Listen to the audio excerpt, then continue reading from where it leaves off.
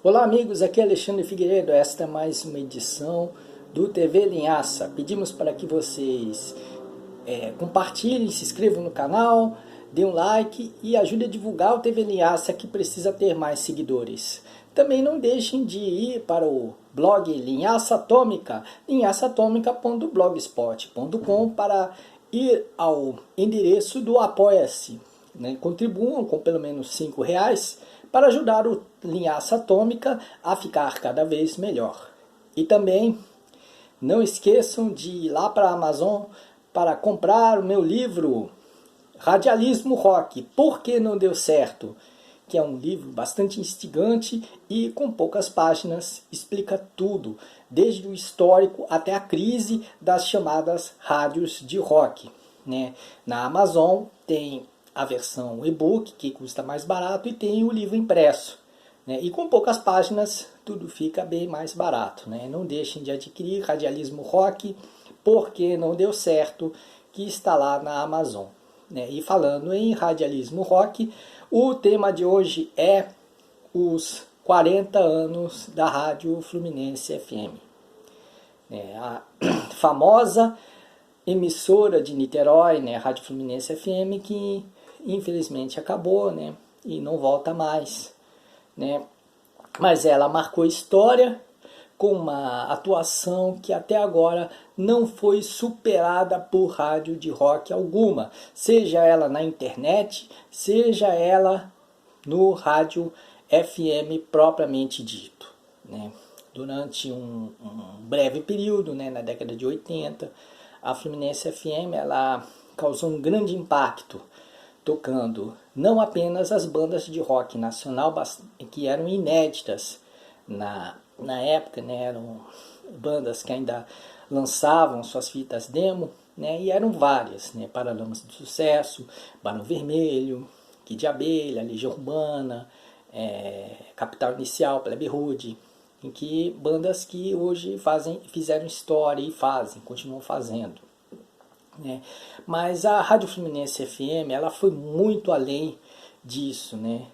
Eu acho até que ela é muito subestimada. A rádio, que foi lançada por Luiz Antônio Melo em 1982, no dia 1º de março, ela teve um grande diferencial. Não é apenas uma rádio que toca rock, mas não era, uma rádio tocando rock, mas era uma rádio que tinha uma linguagem própria, tinha uma mentalidade própria. Ela, apesar de ser ligada a um grupo de mídia de Niterói, considerado comercial, o Jornal Fluminense, controlado pelo então proprietário Alberto Francisco Torres, que hoje é nome da Avenida da Praia de Caraí.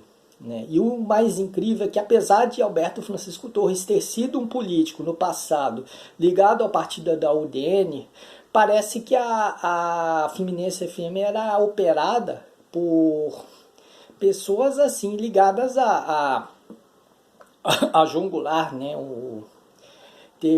Um dos primeiros idealizadores da Fluminense FM foi o Samuel Weiner Filho, o filho do Samuel Weiner da Última Hora, que apoiou Getúlio Vargas. Também teve Álvaro Fernandes, teve outras pessoas de personalidade mais progressista, o Paulo Cisino, tinha o Serginho Vasconcelos, o falecido Carlos Lacombe, o também falecido Alex Mariano, que era um roqueiro mais orgânico, bem aquele dos anos 70. E teve também as garotas, a Milena Ciribelli, a Mônica Venerable, as irmãs Selma e Sônia Boiron, e tinha outras também, que botaram uma locução feminina que, na visão do Luiz Antônio Melo, era para contrabalançar com o som de rock, que era predominantemente masculino. Embora também tivesse roqueiras femininas bastante significativas. Então, a Fluminense FM foi muito subestimada, porque ela ia muito além daquela fórmula de rádio que toca rock. Ela tocava em plena programação normal, bandas alternativas, bandas mais antigas, porém que nunca fizeram o devido sucesso. Não tocava só os hits, tocava também músicas instrumentais, músicas longas. É uma programação bastante livre, né? Inspirada naquelas rádios da Califórnia dos anos 60, né?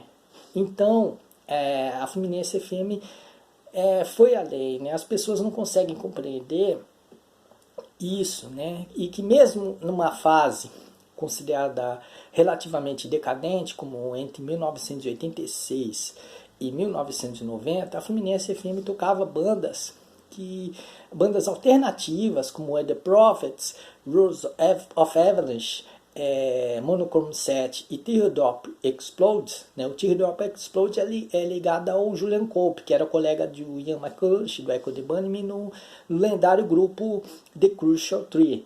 Então eram bandas que não tinham promessa de lançamento no Brasil, mesmo assim eram tocadas na programação normal da Fluminense FM. Imagine comparar a Fluminense FM de 1986, que tocava Monochrome 7 e Teardrop Explodes, e a Rádio Cidade de 1996, que não tinha coragem de tocar um Beck Hansen que rolava na MTV.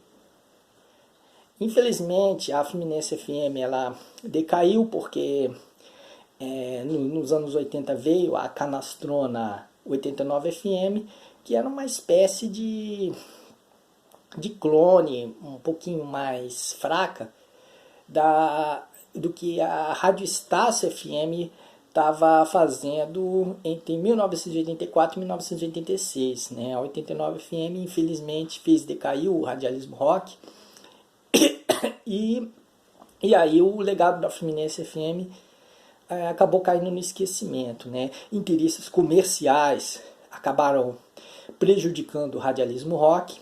E aí a Fluminense FM foi vítima disso. Ela não cresceu, ela não formou rede, ela sofria problemas financeiros. Até a revista Rock Press, que seria um periódico, seria uma espécie de boletim cultural da Fluminense FM, ela realmente não deu, foi inviabilizado pelo próprio dono da Fluminense FM, pelo próprio superintendente. E aí, por causa dos custos elevadíssimos de gráfica, também porque a rotativa era mais era mais barulhenta, né? Podia prejudicar a própria transmissão da rádio, podia prejudicar as outras atividades do jornal. Então, infelizmente, o Rock Press, que deveria ser uma revista para divulgar a Fluminense FM, não foi lançado, né? E aí, então, com tantos problemas desses, com a incapacidade até de pagar telefonema de Nova York e tudo, fizeram com que a Fluminense FM não crescesse. E aí, em contrapartida, veio uma onda de rádios canastronas, como a que eu pude conhecer, infelizmente, lá em Salvador, a Rádio 96 FM, a Rádio Aratu, que é uma emissora baiana horrível, que como rádio de rock foi um desastre absoluto. Né, foi horrível mesmo. Né? E é irônico que na Bahia o Thiago Mastroianni, que foi o ex-locutor da 96 FM, ele foi apresentar o Globo Esporte quando no Rio de Janeiro a Milena Ciribelli estava fazendo a versão local e também o programa de rede nacional. Né? Era gozado, era irônico ver em Salvador o Thiago Mastroianni apresentar o Globo Esporte Bahia e no âmbito nacional via Milena Ciribelli. Mas apesar disso, não há como comparar a 96 FM, péssima como rádio de rock, com a Fluminense FM. A 96 FM versus Fluminense FM, que a 96 FM seguia aquela fórmula da 89 FM, que infelizmente o radialismo rock veio com uma fórmula mais comercial, se prendendo ao hit parade, com locutores engraçadinhos, falando em cima das músicas. Não dava para ouvir música, porque era o locutor falando em cima da introdução, e isso irritava, isso enfurecia o pessoal de rock. Por isso que as rádios acabaram. Né? As rádios comerciais, pseudo-roqueiras, que vieram naquela onda do grunge de Seattle, elas saíram do ar, né? E as rádios que tentavam sobreviver perseguindo as fórmulas comerciais, como a Fluminense FM, a 97 FM de São Paulo, a Estação Primeira de Curitiba, então elas sucumbiram. E aí o radialismo de rock, infelizmente, caiu, e o que se entende como rádio de rock nos anos 90 são uma coisa deplorável. Na verdade, o que eu chamo de jovem pan com guitarras, um termo que eu, surpreendentemente, eu não consegui pegar. Né? Que se eu ver na internet o termo jovem pan com guitarra, só as páginas que eu escrevo. É um grande absurdo. O pessoal fica passando pano e fingindo que locutores como o Zé Luiz, como o Demi Morales da Rádio Cidade, eles são roqueirões da pesada, mas eles não são. Eles são tipo locutor de Jovem Pan, e nem ouvem rock na vida real. Vídeo o que se tornou a filha do Zé Luiz, a Manu Gavassi. A Manu Gavassi não virou a Joan Jett brasileira, não virou a roqueirona, não. Ela é uma cantora pop, convencional ali, não muito diferente das que se vê aí, do Alipa, do Jaquete, né, Ariana Grande, Camila Cabello, coisa assim, né. O radialismo rock, infelizmente, morreu. Praticamente o que temos hoje de rádios de rock é uma grande enrolação, são jovem pan com guitarras, literalmente falando. Tem programa de talk show, tem programa de prêmios, tem game show, tem programa de futebol, tem programa de piada, tudo mais. Mas programa de rock, realmente, só no fim de noite, ali, 10 da noite, 11 da noite, às 5 horas de sábado, ou no horário da madrugada, né? Aí o cara de 16 anos, que quer ouvir uma boa rádio de rock, mas os pais não deixam, aí o que ele vai ouvir? Vai ouvir a Jovem Pan com guitarras, vai ouvir o show do Tatola, vai ouvir o do Balacobaco com o Zé Luiz, vai ouvir agora na Web Radio da Rádio Cidade, o Demi Morales, ali com aquele jeitão Emílio Zurita, com sotaque carioca de ser, e tudo mais, né? Infelizmente, o legado da Fluminense FM foi esquecido, né? Aquele perfil diferenciado não existe mais, só... E até os locutores mais roqueiros realmente, né, que são músicos de headbang ali, são muito raros, né? Por isso que é irônico que o Ivan Buzik é um dos raros que tem uma locução própria para rádio de rock, né? Tem um e tem o outro por aí, né? Temos também a experiência saudosa de Kid Vinil, que faleceu há uns 5 anos, né? Mas fora isso, né, ainda temos também na Rádio USP a experiência externa às chamadas rádios rock, porque a USP é uma rádio geral, né, não é uma rádio eclética. Mas tem um programa lá do Regis Tadeu, e Regis Tadeu também é um bom locutor para a rádio de rock, né? Mas de resto, o que se vê ali, até o Tatola, que é um dublê de roqueiro, ele faz o estilo de locutor da Jovem Pan da Transamérica, né?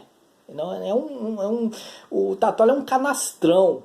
É um canastrão que não tem a menor relevância de locução de rock. Não é um cara para ser levado a sério, né? É uma pena. A gente vê... É engraçado que eu tinha 11, 12 anos quando eu vi a Fluminense FM e eu parecia um sujeito careta ali. Quem ouvia a Fluminense FM eram os surfistas, aquele pessoal todo transado da praia de Ipanema, da praia do Arpoador, né? E eu era um menininho comportado ali. Mas, e por ironia do destino, eu que sou um dos poucos a entender realmente o que foi a Fluminense FM, porque hoje o pessoal fica passando pano fingindo que o Zé Luiz é o roqueirão de motocicleta que fica rodando de Harley Davidson na Via Dutra ali, né, fazendo pega com o Demi Morales lá do Rio de Janeiro, e os dois ali com o jaquetão, tudo mais. Tem gente que pensa que o Zé Luiz e o Demi Morales devem fazer pega na Via Dutra. Mas não dá. Esses locutores tipo Jovem Pan, que agora controlam os microfones das chamadas rádios rock, é vergonhoso, é uma grande vergonha. As rádios de rock de hoje são uma vergonha uma grande vergonha diante da ousadia até hoje insuperada da Fluminense FM. A Fluminense FM que tocava um repertório livre. Era um repertório livre que tinha a ver dentro da cultura rock. Hoje não, hoje para você pedir ao Tomorrow's Parties do Velvet Underground para tocar nas rádio rock, nem com novena e nem pagando o equivalente a 10 PIBs dos Estados Unidos. Nem isso. Você vai ter que se contentar em ouvir no YouTube ao Tomorrow's Parties, porque as rádios de rock não vão tocar. Nem no horário de madrugada, nem às 5 da manhã, nem às 4 da manhã. O que eles vão tocar? O que eles tocam é o pop rock. Ali, se você quiser ouvir Two Princes do Spin Doctors, se quiser ouvir Blind Melon, se quiser ouvir Sublime, se quiser ouvir Outfield, aquele Your Love, o superestimado Outfield, aí você pede para tal da rádio rock tocar. Mas se você pedir Velvet Underground, se você quiser pedir o som da gravadora Baratos Afins, como Fellini, como Akira S, como Voluntários da Pátria, desista, que as rádios rock não vão tocar isso hoje em dia. Elas viraram Jovem Pan com guitarras, e é bom que esse termo pegue no senso comum das pessoas, em vez de ficar passando pano nos locutores Jovem Pan, nesses genéricos de Emílio Zurita, de Celso Portiolli, que estão no microfone anunciando o que ainda se pode tocar de rock, né, nessas emissoras supostamente radicais, mas extremamente comerciais. E o meu livro, que já falei ali, o Radialismo Rock, por que não deu certo, ele explica muito bem a respeito desses problemas. E é bom vocês pegarem lá na Amazon e derem uma conferida, porque é um livro de poucas páginas, mas com muito conteúdo e com explicações mais acessíveis. Então, vamos ficando por aqui, desejando boa sorte a todos, né? Se cuidem, né? Mantenham atentos, porque o Brasil está um país complexo, né? Pode não estar vivendo a agonia de uma Ucrânia, mas está vivendo uma situação bastante complicada. Um grande abraço, vocês se cuidem e até mais!